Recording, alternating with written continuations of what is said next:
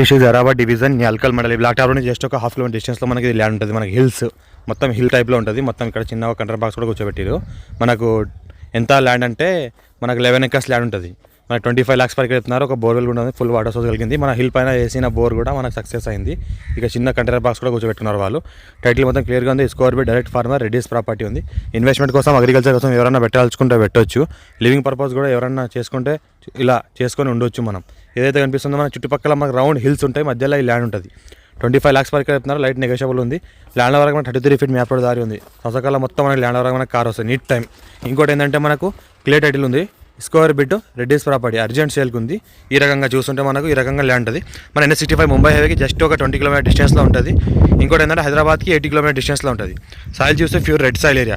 All crop suitable. Farm land ఎవరైనా చేయాల్సుకుంటే farm land కూడా చేసుకోవచ్చు. ఫామ్ హౌస్ కట్టాల్సుకుంటే ఫామ్ హౌస్ కూడా కట్టవచ్చు. సాయిల్ చూస్తుంటే ప్యూర్ రెడ్ సాయిల్ ఉంటుంది కాబట్టి వాటర్ సోర్స్ కూడా ఫుల్ ఉంది.